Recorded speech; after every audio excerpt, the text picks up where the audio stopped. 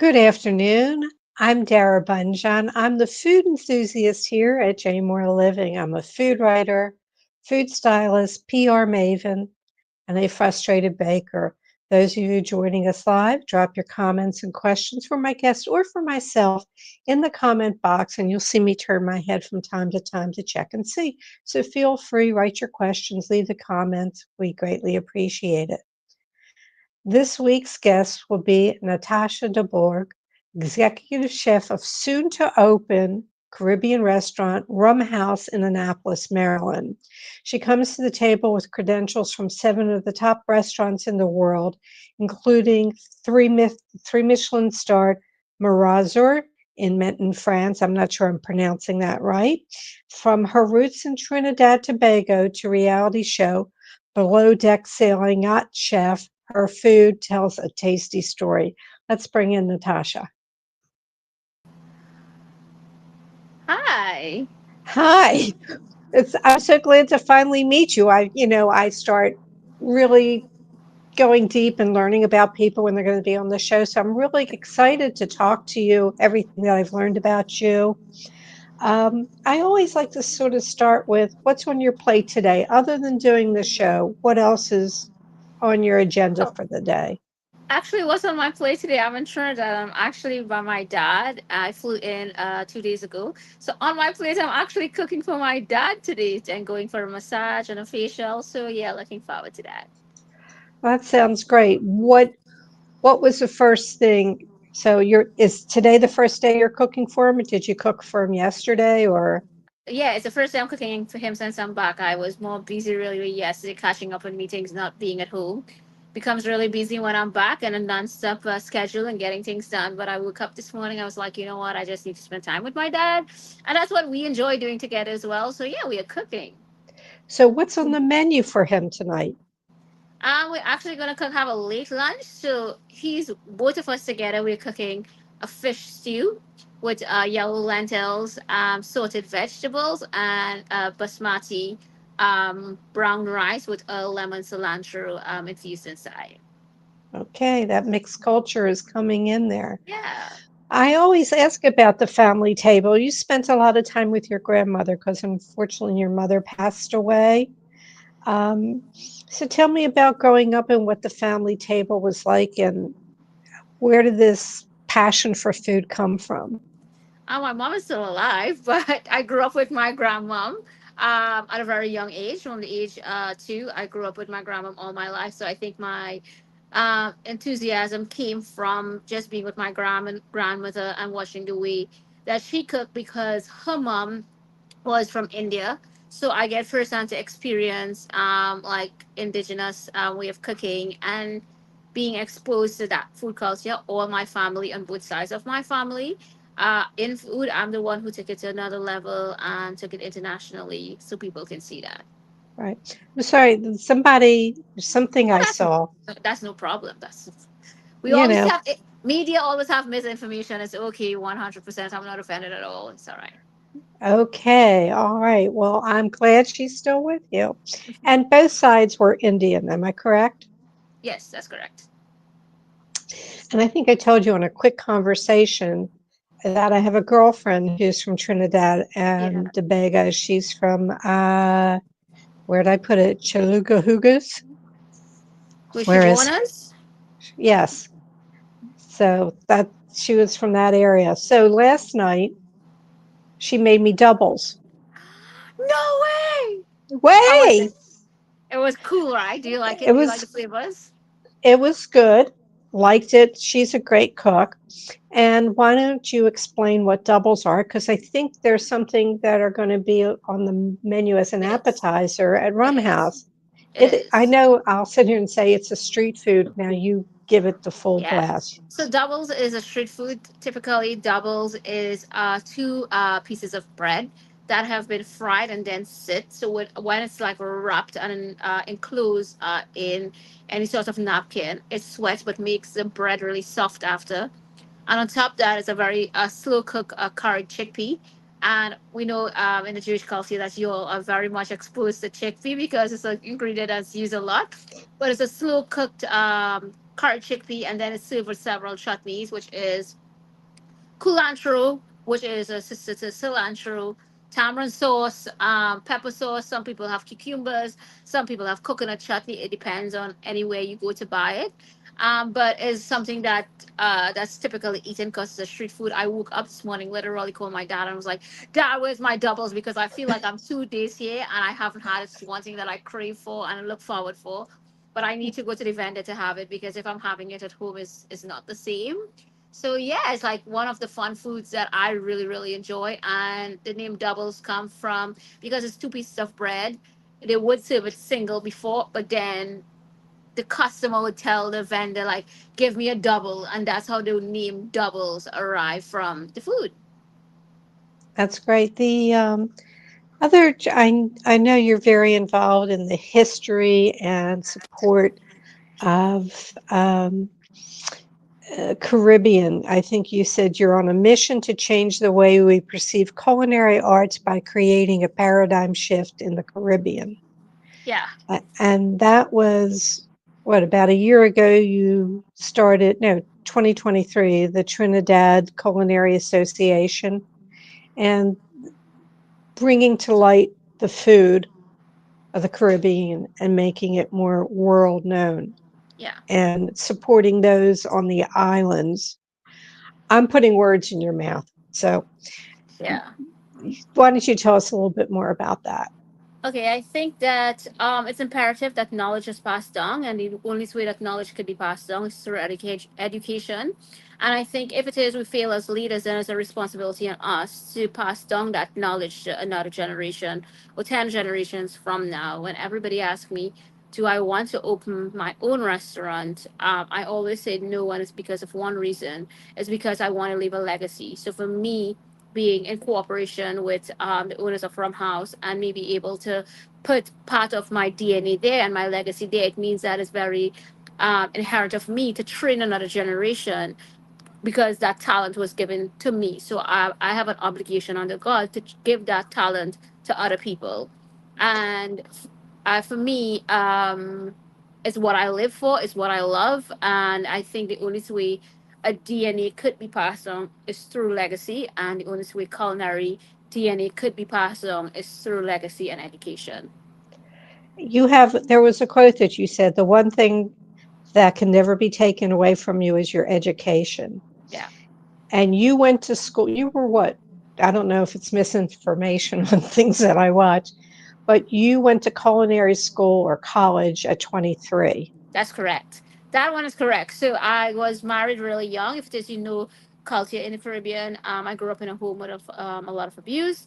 And I didn't grow up with my parents. I grew up with my grandma, as you know. And I got married at 18 and divorced at 23. But a lot of this is very cultural as well. And my dad, who's my adopted dad now, he's a pastor. He sent me to school, sent me back to school, and 14 years later, I have two bachelor degree with honors, about 25 minor degrees, traveled 70 countries. So that is part of my story, which I own because I wouldn't be who I am without my story as well. So yeah. Right. And so, how did you get from Trinidad to England to the University of Derby, or how did you get to Trinidad to Switzerland? Okay, so when it says I started studying in Trinidad, then I went to do an internship in Bahamas, and when I went there, there was a chef that is an Australian chef, and quickly after I started working, I can see that he took interest in me, and he told me I needed to call my dad, so he needed to speak to him, and I thought that I did something wrong. I called my dad, and he's on the phone with my dad, and he told my dad, if I was you, I would invest in your daughter and send her to the best school in the world because clearly I have a talent. And my dad said exactly that. So my adopted dad, who's my adopted dad now, he looked for the best school in the world, which was Caesar's Colleges in Switzerland. And at that time, they were offering a double bachelor degree at once. So I did a degree in international business and hospitality and a degree in culinary arts. And after that, my storage and stuff, my dad invested in me. And that's how it is. I have experiences in all the Michelin star restaurant that I did. I interned at all those restaurants. And then I set off into the world to find my own path. So yeah. You, yeah, you're very brave, very brave. Yeah, Um, I say that, I can't, the one thing that I have found from my guests that they're overachievers. They're passionate, they're overachievers. Were you not doing an extension course at Harvard, or are I you? was. I am still. I'm doing culinary psychology. What is culinary psychology? I know what Um, culinary history is. so everything to do with internal and external, everything to do with like neurology and the brain, the way we process food, the way we think, the way medicine and food affects our body. For example, like depression, for example, or mental health. If somebody's suffering from any mental health on the spectrum, according to what we eat, could either trigger it more or not. So we know that if it is we eat a lot of processed foods and sugars, there's a lot of inflammation. Inflammation go to our gut, and our gut obviously affect the way that we think. So it's a lot of external factors and also internal factors. So neurogastronomy, like those kind of medicine, and also how this food is linked to crime, environmental factors. So it's a lot of deeper stuff, but I always wanted to study psychology, and you get to do it both in one, so which is a win-win. And it was your favorite subject. It was food. How co- I take neurogastronomy because I'm very much intrigued with the brain and everything about the brain and behavioral patterns. So I'm very much interested in people. I'm an empath and a humanitarian at heart. So I am intrigued by behavioral patterns in human, in what they do, why they think, why they behave the way they behave. So for me, it's very important for me to understand that, and how food affects our nervous system or our thinking, or how it hijacks different behavioral patterns and chemical imbalances. So I think anything to do with the brain is what I'm intrigued by. right? The Let's take care of the elephant in the room. You were on Below Deck Sailing Mhm. season 2. Yeah. I was a Below Deck fan, but I never watched Sailing. So I have gone and watched every episode. And I'm not going to ask you about little things that you said or things that went on. That's Bravo's done that to death.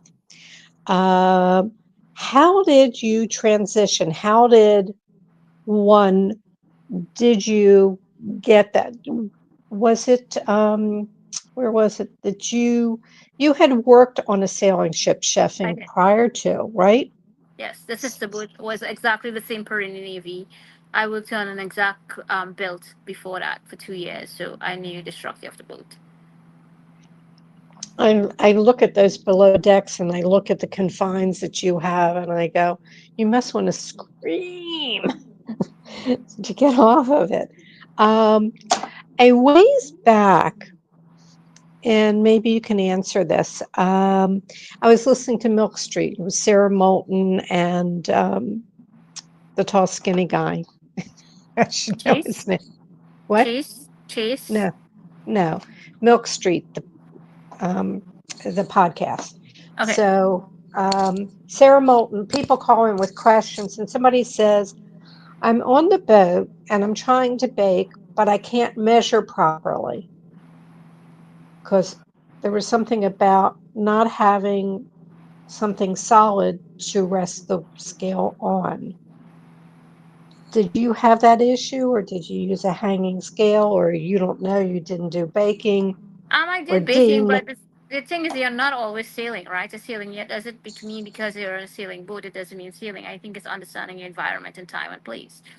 If it is your healing, which means you're going from left to right, is either port or on whatever side you're going, it doesn't mean you would do that. You wouldn't want to bake then because the boat is healing. You wouldn't have a proper measurement. We have flat at times. I think it's finding out and figuring out your schedule and how it is you do things, and some things would always be right. So I think it's just I wouldn't know for that person, but if I know for myself, I would never bake while or measure something while I'm healing. So yeah. Right. Well, I think they said, well, maybe use a hanging scale rather than a scale that lays Yeah, but flat. but where do you hang the scale? You hold it, maybe. I don't know. I'm just, Yeah, if you I'm throwing up boat food news. yeah, That's logically you can't do anywhere with you can't hang drill something from the ceiling to hang something, and if the boat is moving, you still wouldn't get a a proper measurement. Right. Okie dokie. So, not the best question. Let's move on. Um, so, I will say that you found, after going back and watching yourself on Below Deck, that it was very insightful for you. And what were your walkaways? I think my walk away from Below Deck is exactly what it is my father have taught me in life is take what it is life needed to teach you. And it definitely was an experience, one that I was very much exposed to a different world, which is media. And I think my takeaway from that is one that is much more positive one. I wanted to do exactly what they were doing, and I did exactly that. And I gained a lot of friendships.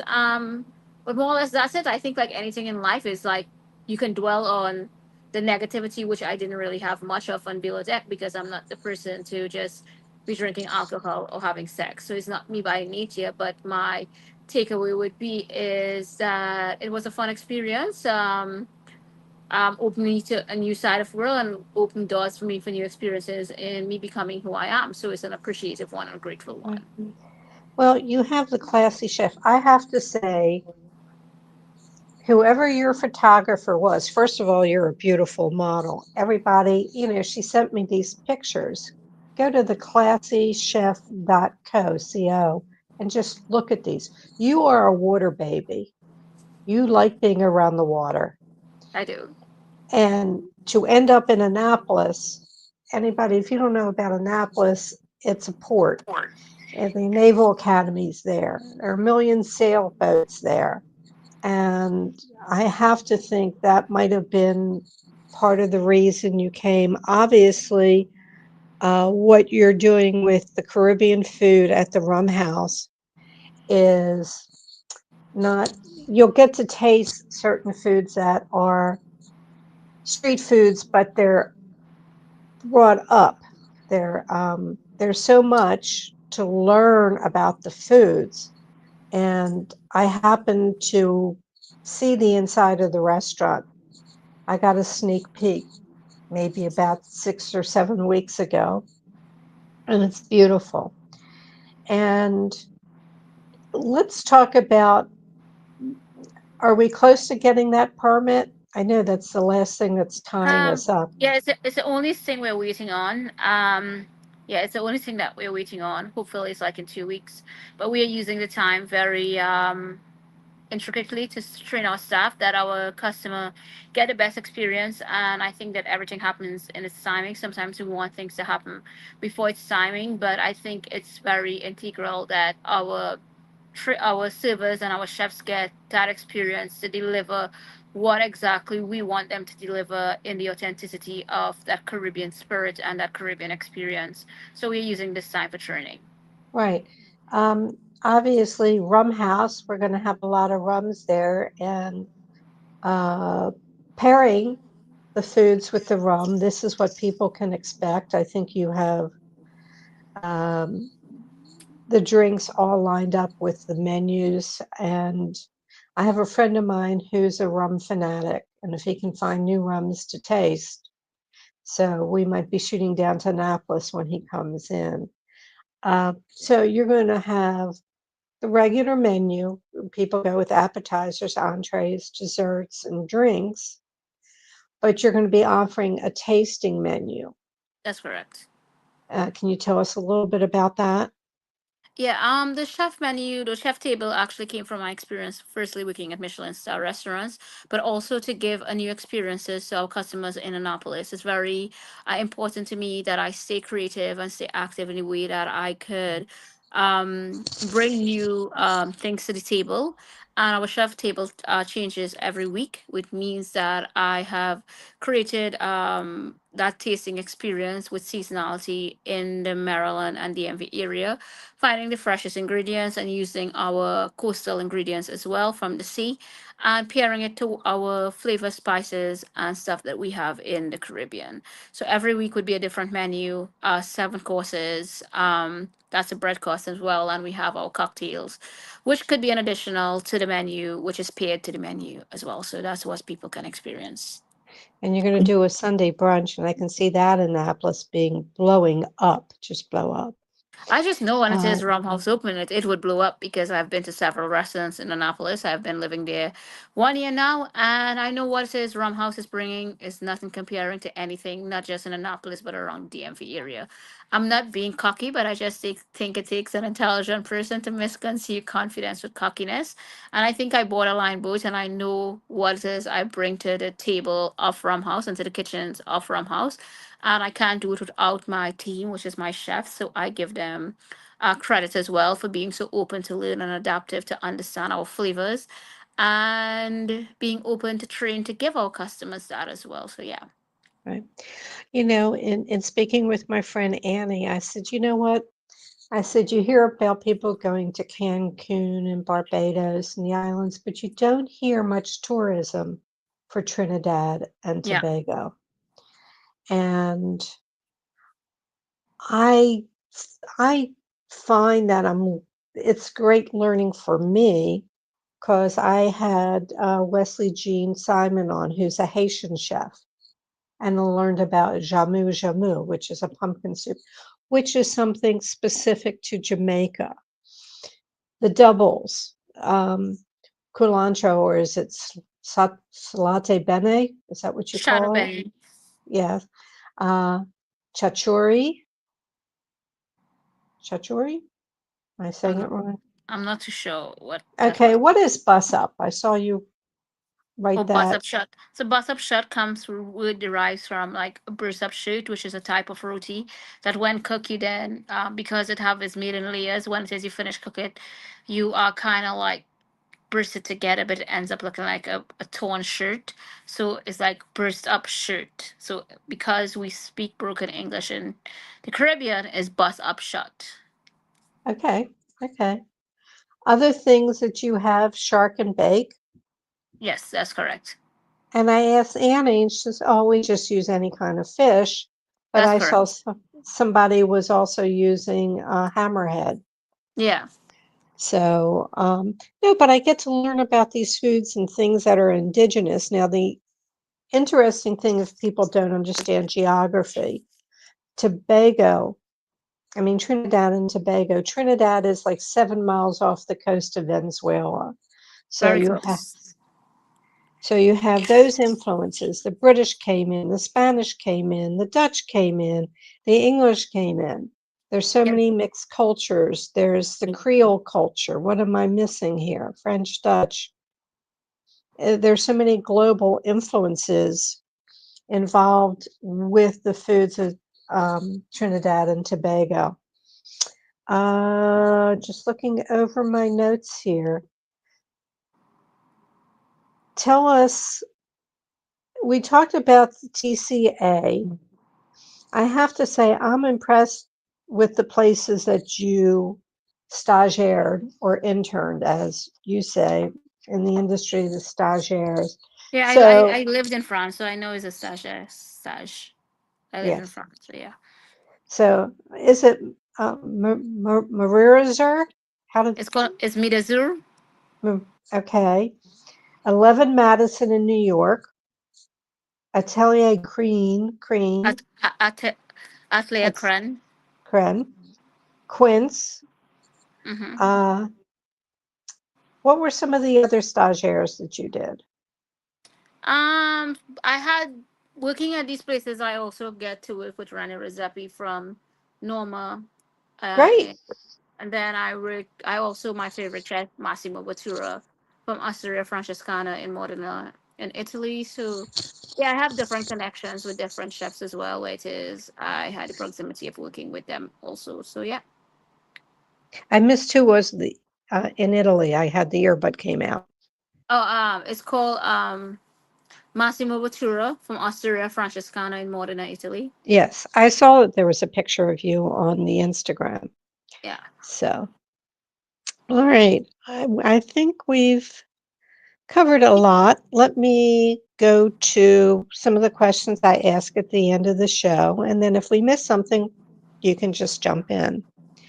If you could go back and give your 18-year-old self a piece of advice, what would it be?